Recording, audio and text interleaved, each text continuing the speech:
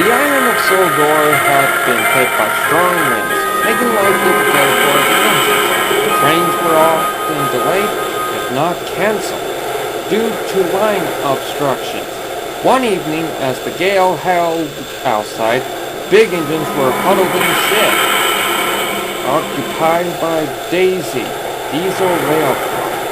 The wind is so strong, She said. it ripped the crossing gates right off their posts. Poor Tommy, he was still being derailed when I was ordered to stay here tonight. I hear his front end was damaged. Something awful. Ha! Sniffed Gordon. Count on a small engine to be impeded by a few toothpicks. Before Daisy could reply, Henry came back into the shed, rumbling dreadfully. The keeper's been cancelled. He fumed. Father, I was looking forward to a nice evening run. Not you too, Henry, groaned Gordon. I expect this from Thomas, but we're big engines. A little wind shouldn't stop us. Fat controller's orders, Gordon.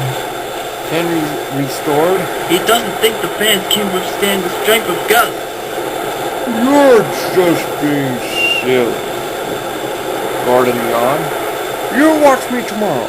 I'll be right on schedule, whatever the weather. With that, he fell asleep, leaving Henry brawling. Though still strong, the winds had lessened by morning. Gordon had just left on his first express run, but was not enjoying himself. Speed restrictions were in place, and no matter how fast he tried to go, his driver held him back. Calm down, Gordon. Scolded his driver. I've already got the storms to worry about. I don't need you to try to buck me out of this cab. It's shameful! It's shameful! Gordon grunted and begrudgingly slowed down as the wind swirled around him. Leading up to Edward Station, the main line is surrounded by farmers' fields. One farmer who worked closer to the line had recently built a small shed for his equipment. He was pleased with his handiwork, but didn't realize how light the structure was. Too easily, the strong winds picked up the shed and blew it across the field.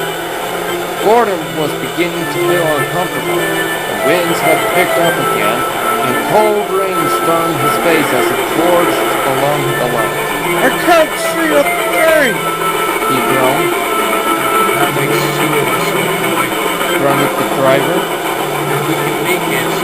Good grief, what is that? Gordon cracked open his eyes. A dark shape loomed on the line ahead. The driver slammed on the brakes. Gordon put all his weight and strength into stopping, but the heavy coach pushed him along the damp rails.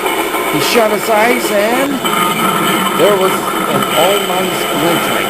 Gordon felt a jolt as his leading wheels left the rails and bounced on the sleepers.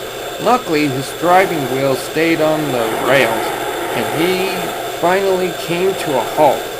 The remnants of the wooden shed clung to his front end, which was feeling rather sore.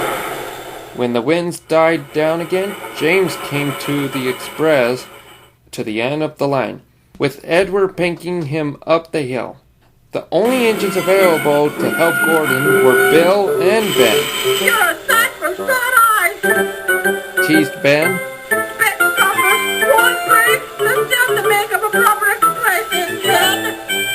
By the looks of it, it wouldn't even make a proper shed. Laughed Bill. Gordon felt too worn out to retort.